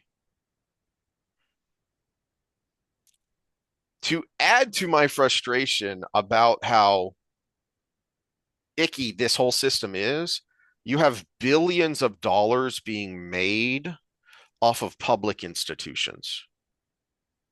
So the ESPNs, the conference presidents who make a ton of money, the bowl organizers who make a ton of money, all this entire system is being propped up by colleges and universities, which were founded by and subsidized by their state and the federal government. And oh, yeah, doubly subsidized by the government because the government is backing the student loans, which has inflated all of these costs and put all this money there in the first place. mm, But because there's so much money, because there are so many special interests, you have this inertia which will not let it change. And when people argue about the system, they're arguing as if it has merit. This is my biggest frustration with people arguing about who should or shouldn't be in the playoff system. Hold on, what you should be arguing is this a legitimate system in the first place? There aren't enough people arguing it doesn't matter that Notre Dame got left out of the playoff because this is an illegitimate system in the first place. This is not a college playoff system. This is an invitational tournament to make ESPN more money. hmm Yeah, and I don't know what a good answer to this is because the there what 170 something teams in the NCAA? There are well over 100 because even schools that are Division two or three in other sports will have a Division 1 football team hmm because that's where you make your money, even Yeah, if you're and not a very good yeah, team. and how many conferences? I mean, it's really tough because then you're like, oh, okay, well, this conference is tougher than that one. Obviously, Conference USA is going to be different than the SEC versus the Big 12 versus the Big 10 versus the Pac 10 or Pac 12 or whatever it is now versus Sun Belt versus all of these things. And it's just like, well, how do you, what kind of system do you have to do that? And okay, so, okay, you're in these conferences, say, well, we'll take the big ones, the SEC, the Big 12, the Big 10, the Pac 12, and so that's four. What's the one that Florida State's in? It used to be the ACC. ACC. Yeah, that's what I was trying to think of. And then if you went and make it even, one more. I don't know where you would who you would put in there. Mhm. Those automatically get in, and what is there? 8 teams, and then two out at large, which could be from anybody. So those are the invitation ones. And I was like, well, but what if you're in Sun Belt, right? And you're going undefeated every year. Well, how do we make a system to include those people? Well, you can't just say, well, you went undefeated and you're in the Sun Belt, but you played nobody. Do you get an automatic invitation? Maybe you're at an at large. That might be the answer. Or you automatically get to play one of the big guys or two of the big guys in the opening games of the next season to prove yourself. The problem is with college ball, you have such a turnover of Mhm. players that It's your worse now. 12 and 0 team Mhm. could be different than the next year. Yeah. So, And that's just with the normal events of, well, yeah, you have a senior class that graduates every year. Well, now you have the frickin' transfer portal, which makes an even bigger mess. mhm. And I am seeing more and more people now, though, pointing out what was so bad about the way it used to be for the first 100 years of college football's existence. Why can't we just go back to that? Well, we can't go back to that because you have why can't we get to the bottom of the fraud in Minnesota? Because you have way too many people, way too connected, making way too much money. It the As I kind of ranted about a couple episodes ago, the the fraud in Minnesota with first these child care centers which were grifting, and now it's being opened up to even more to Medicaid fraud with health centers that are fraudulent. And you're seeing more and more now people at Washington State, Ohio State. I've seen some stuff in Texas of similar things of fraud in this way.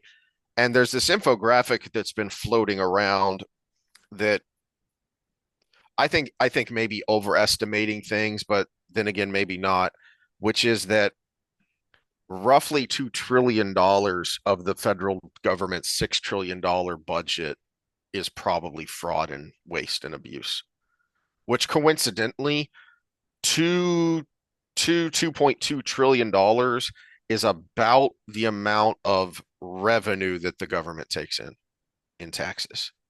So essentially, the entirety of our taxes may be going to fraud, waste, and abuse.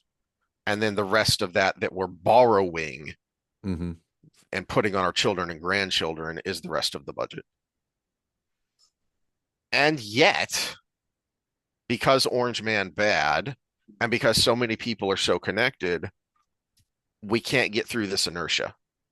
It's guys, this should be easy. To going back to where we started here is hold on a second. I just showed you from the HHS's own document where they pointed out, well, we did an independent meta-analysis of the old guidelines, and and it turns out we tried to do an independent meta-analysis because 9 quality studies aren't much of a meta-analysis. You've brought up meta-analysis before where they were looking at hundreds of studies, which is what you would want in a meta-analysis because what you're trying to do there is synthesize a large cohort of data in order to get a better picture of what's going on here, a more reliable picture because you have more data points. Hmm. And and that should be oh, hold on, wait a minute. Even if I don't think these new guidelines are the way it should be, it turns out we have a problem with the way it used to be. And yet we're not doing that. Yeah, and one thing meta-analysis does is something I was trying to point out earlier is the criteria. And when you say, "Oh, well, this study said this," well, what were the methods? How did they compare X to Y? Did they account for confounding variables? And in nutrition, it's so difficult because if I take 5 people on one side and 5 people on the other, and I say, you're going to have an extra shot of olive oil with your dinner every day, and you're going to have a shot of water just to take the placebo. The thing is, the person in the placebo group knows they're in the placebo group because they're having a shot of water. So what do I substitute that with? Uh, do I substitute that with another oil? Well, now we got to account. Well, I used vegetable oil. That's different than olive oil. All of these kind of variables that can come in. It makes it really hard to randomize things because either sometimes it's just a diet versus the not the diet. Well, if you're in the diet group. We can have a Hawthorne effect where you're in the diet group, so you start exercising more.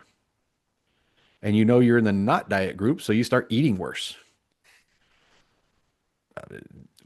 It's a really hard thing to study. And they went over it. Then that's where the criteria come in because, okay, did they actually study what we wanted them to study to get this conclusion? And when you're talking about a causal relationship, it has to be rigorous. If you're talking about a correlational relationship, all you need to know is say this group with this thing also has this thing significantly. And okay, there we go. We got a correlation. But to say it's causal, that's a different story. And how many to the point I'm trying to make is how much of this bad science is bad because there was no incentive to be good because of how bloated our federal budget is, and just look at some of the things that Doge exposed of grants that were being given out. And it's, I'm sorry, we paid how much for what now? Is Most of these studies, I'm sure, were wholly or partially funded by federal grants. Well, that's where Dr. Lehman comes in again, and I've heard him talk about this. Is one of the reasons 2004 is actually a late date for him is he's been trying to do this for 50 years and he can't get funding from Hmm. the NIH because they would basically state he would say I would like to study protein diets versus lower protein diets for something like type 2 diabetes. Oh, if you're not studying a cure, we're not going to fund you because it's preventative. Is a nutritional study. Hmm. So he could not get federal funding. And so he would do research that was funded by the people who would actually fund that stuff, the American Cattlemen's Association or the Dairy Farmers Association or whatever. And of course, he would get his results, which were positive, and it would immediately be shot down because of where the funding came from. Hmm. Which is a consideration. It is a Yeah. consideration, but that's where the rigor comes in. And if you very clearly have your data, collection processes, and everything documented, you can even have independent evaluators in on the research. We know this from the COVID days because remember that was one of the controversies that they were kicked out of the studies when they were supposed to be able to watch what the scientists were doing with the test results and all of the little things that they were supposed to be independently audited. You can do that if you have that funding because you could say, hey, give me this funding and you can audit me. Fine. And they weren't allowed to do that because the NIH was only funding things that were pharmacologically based. And the public at large has no idea how this system works Mhm. and how corrupt it is. I It's didn't I didn't get my master's thesis research funded at my yeah for from a master's 2013 because it required a blood draw. And the IRB and the school just didn't want to deal with that. So they were like, we don't want to deal with blood draws. It's like, it's simple. It's just a blood draw. We could put in this thing and put this little marker on it. And if creatine kinase comes up, hey, look, we got it. But they didn't want to do a blood draw for the humanitarian reasons or whatever. And so I had to piggyback on someone else's research. That's how little of a thing can get in the way of your research. A it's finger prick. it's It wouldn't even been a full IV. It would have been a finger prick. but it's not worth the hassle to buck the system. Hmm. It's not worth the hassle to jump through the hoops. It's not worth the hassle to um to deal with this. Either it's not worth the hassle to deal with this bureaucracy in the first place, so you just don't do the research, or it's not worth the hassle to go against the narrative, so you're going to skew your research from the beginning. And a long time ago, I heard uh, researchers complaining about this. Of this is where a lot of the narrative consensus about man-made global warming comes from, is because for a very long time, and probably still to this day, if you're doing, say, you want to do a study on burrowing owls in, you know, eastern Colorado, in the plains of eastern Colorado, okay? Because that's your interest. You're a PhD biologist at Colorado University specializing in burrowing owls, okay? If you wanted to get a grant for that study, you would have to somehow link it to climate change. So you can't just, I want to study the mating habits of the burrowing owl in eastern Colorado. No, no. I want to study the impact of climate change on the mating habits of the burrowing owl in eastern Colorado. So from the very beginning, just to get your funding, your study has already been skewed Yeah, to and fit a narrative. you'll see this in a lot of journals now. They're right under the abstract will be impact statement. That's your DEI requirement. How this affects the systemic issues of the day. So, Yeah, and that's the new.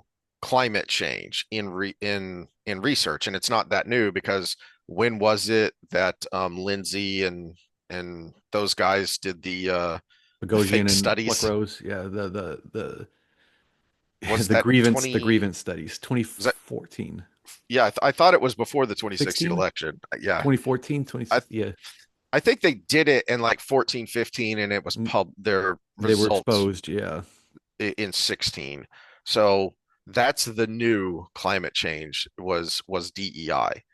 And it's where I said in our kind of end of the year, new year episode was where I have a little bit of hope that maybe what was exposed by Doge at the beginning of the year would be revived was the exposés of the fraud at the end of the year. And my hope is that it continues to expand as not just, the close to or maybe over $1 billion that has been reported on just in Minnesota, but then again, now we're starting to see similar reporting out of other states.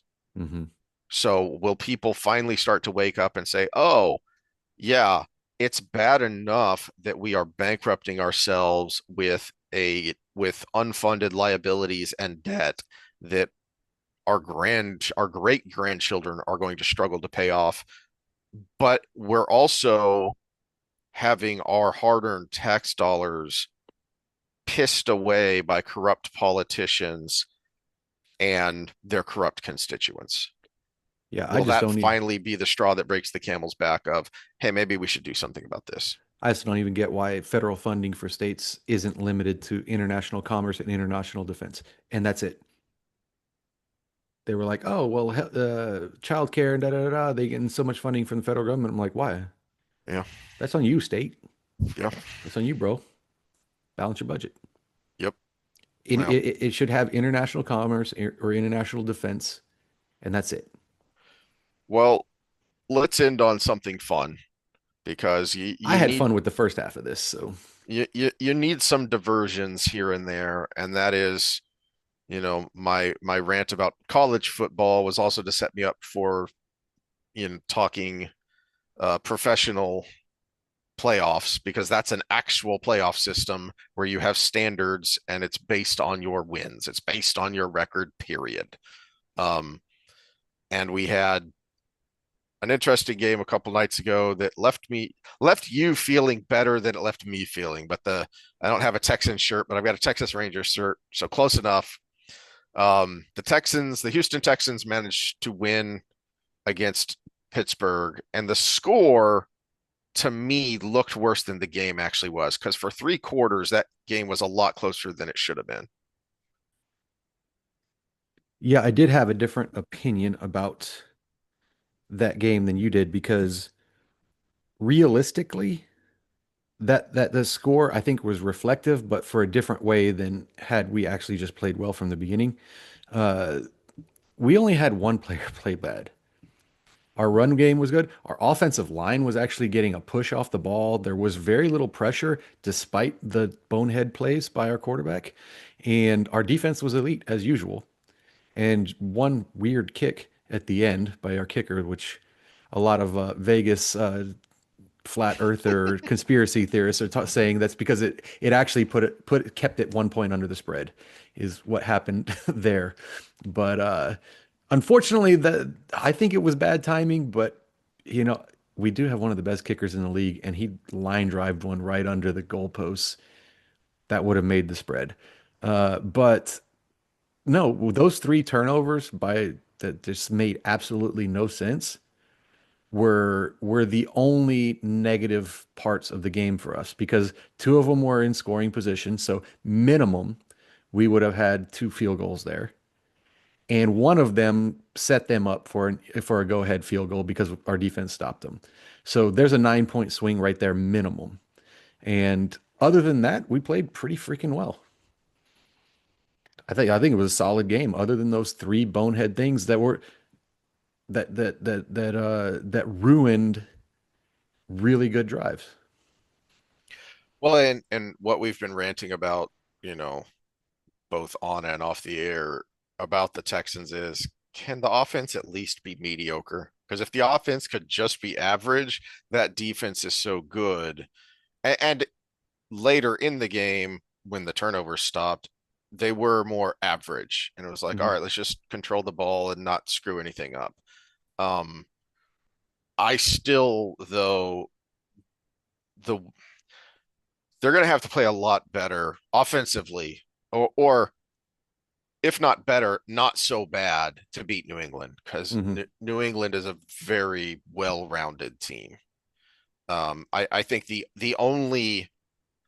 thing that gives me hope about being able to beat New England in New England is you do still have a young quarterback, Mhm. and that defense gets after you. The Houston defense gets after you, even if it's just a four-man rush.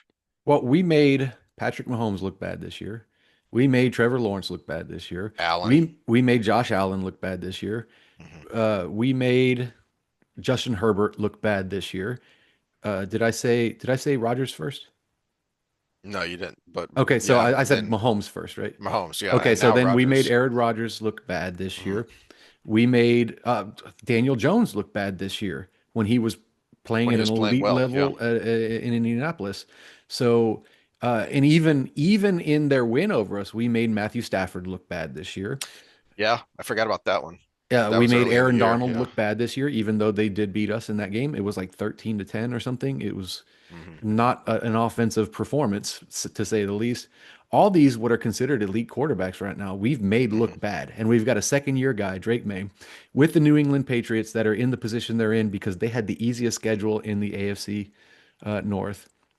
So, no, AFC East, excuse me, East. AFC East. Yeah. Yeah. So the teams that got where they are because they had the easy schedules, the big turnaround teams, are dropping like flies. That was Jacksonville. Uh, who was one of the big ones? New England's another one, but there was another big one. Oh, the other one is Chicago. We have that hasn't dropped yet. So New England and Chicago are the ones still holding their position. So Yeah, but the round table for the Bears would have had their baker's dozen heart attacks just in that one game because once again Chicago has to pull it out in the end, which giggity. Um, Eventually that catches up to you.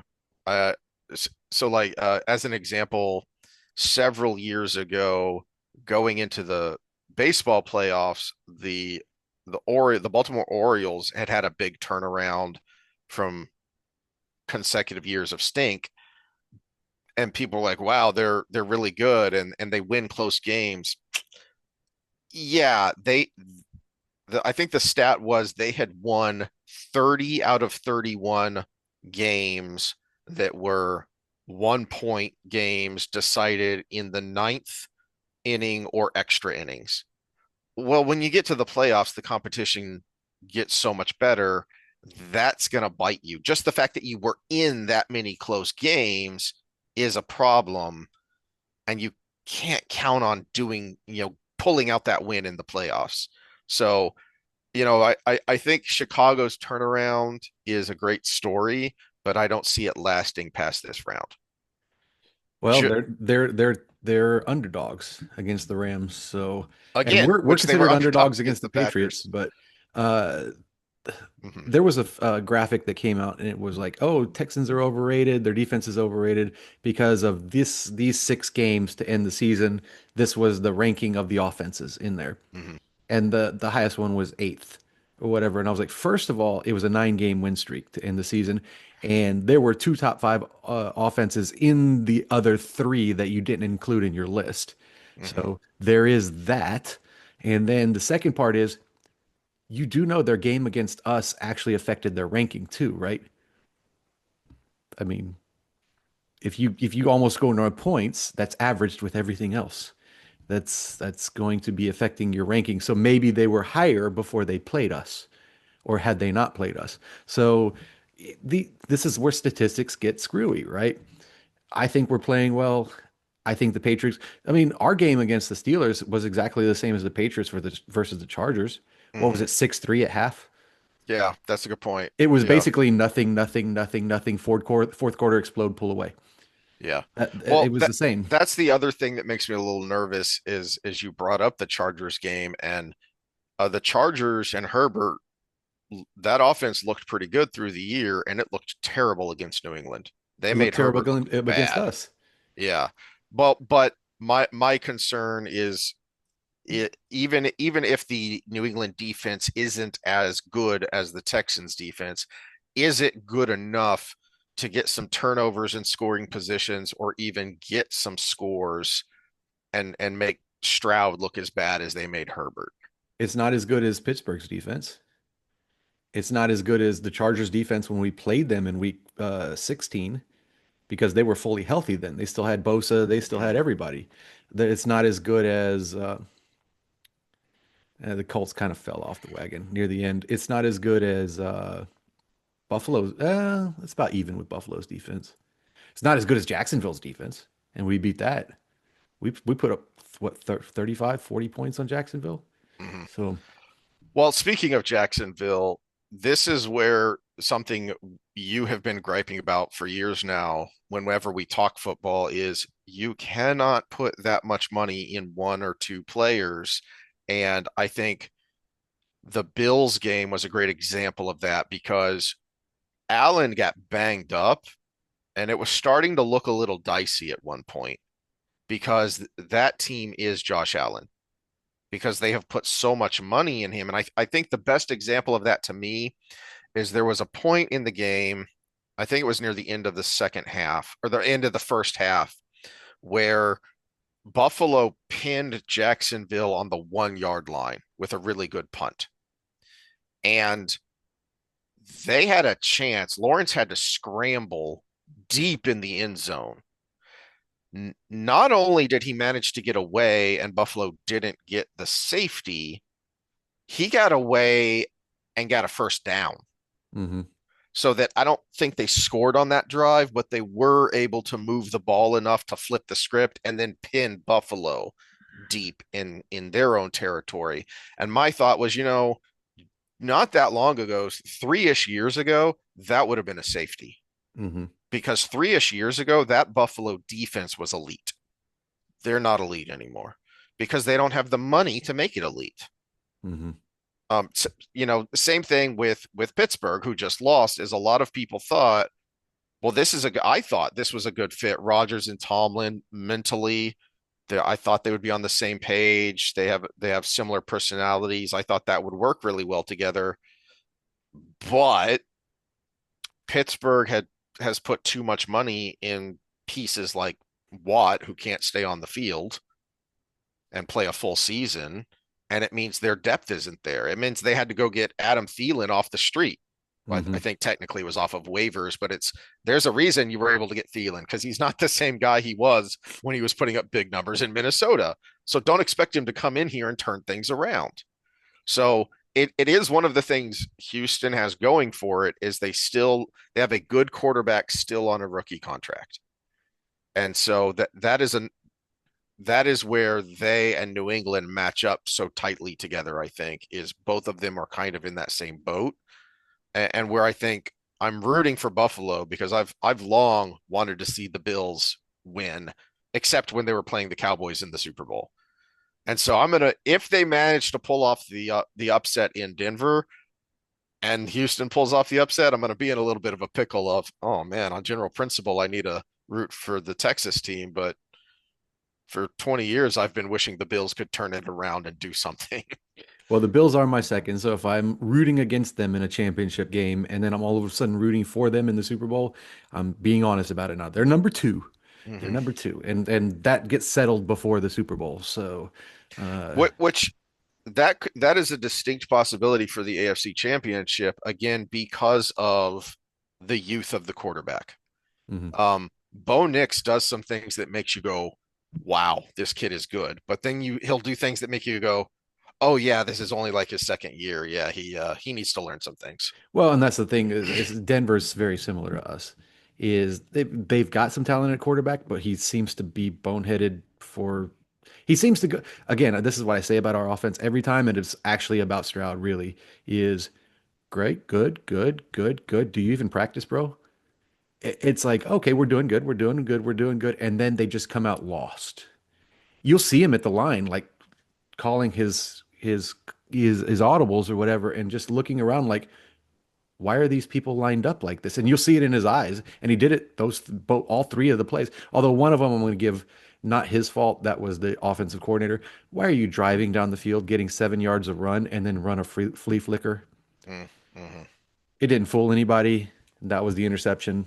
But God, Well, I texted you on that first touchdown the Texans made, and I was like, oh wow, just a basic play action bootleg with your mobile quarterback, easy peasy, you know, touchdown.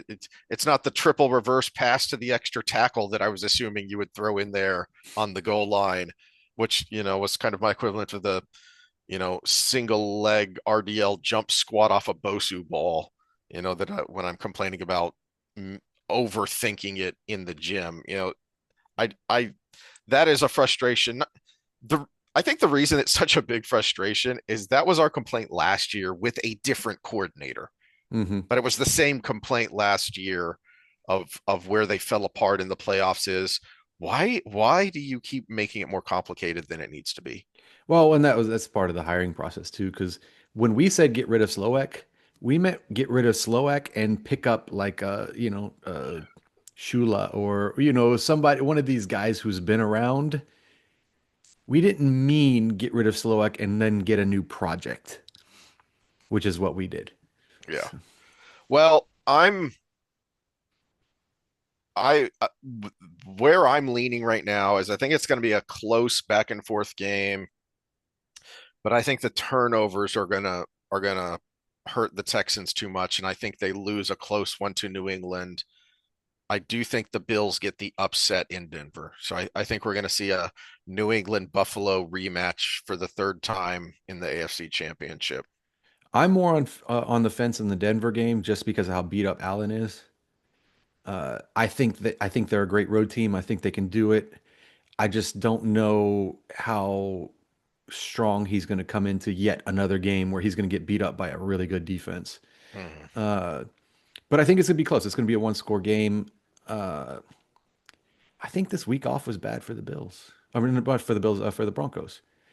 I think they're too young. I think they needed that momentum. Mhm. It's these older veteran teams that need that week of rest.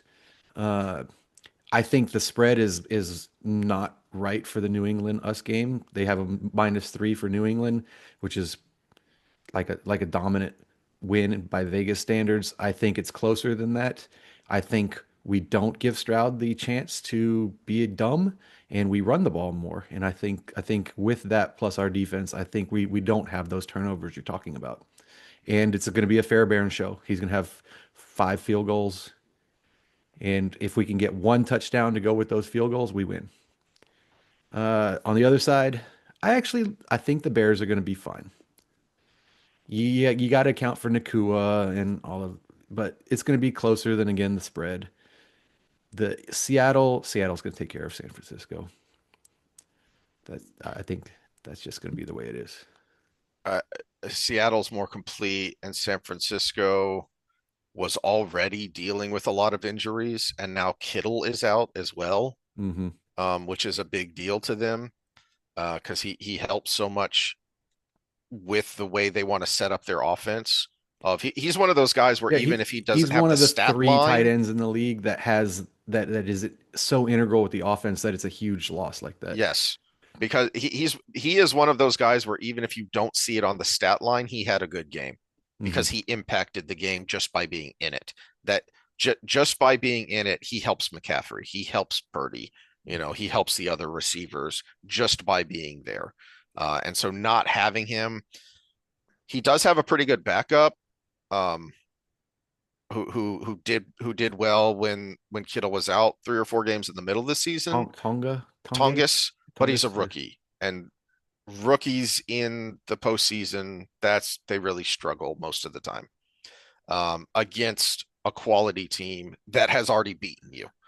So yeah, I think Seattle takes care of business there.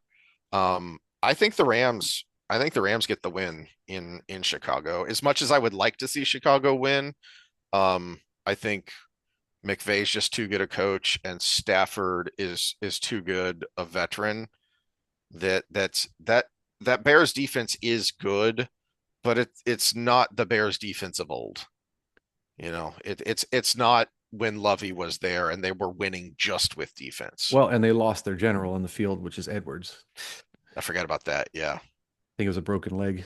Yeah, yeah. They air casted it right away, so I think it was And broken and lower leg. and yeah, I don't remember exactly what play it is. You're texting me, throwing your hands in the. I could just see you. What the heck are you doing, man? And I was like, yeah, they went right at that guy who came in for Edwards, Hmm. and he couldn't get the job done. So like a play or two after Edwards went out, they went right at his replacement, and I think it was a big score. So that was that is a problem there in the middle. Um, which is one of the reasons I think the Rams get it done, and as which is a bummer for me if I'm right, because having an NFC West NFC Championship is just really boring to me. I don't like any of Hmm. you. Out of the NFC teams that are left, the Bears are the only ones that would be interesting to me to make it to the Super Bowl. I just think it's too rough a road for them to get there. All right. Well, we'll see what happens this weekend. Well, we'll be on before that happens again, Saturday. We'll do a real Wheel of Time episode. We'll figure something Well, out. I'm on the road, Oh, you're on the road. Okay. doing dad stuff. I'll try not to let my allergies flare up. My wife just about made them flare up last night because she was getting all teary-eyed as it started to settle in that the nest is about to be empty, and it's your baby girl, and girls are just different. So you worry about them more when they're going off on their own. So we've got to get her moved in to uh to her new college apartment this weekend. And hopefully I won't be too old and grumpy about all the college kids, but I may have to rant about that next week, depending on how that goes. All right. Well, hopefully you got some information from this. Well, if you stuck around this long, you like us apparently. So tell your friends. Thank you. Yeah. Thank you. All right. We'll see you next time.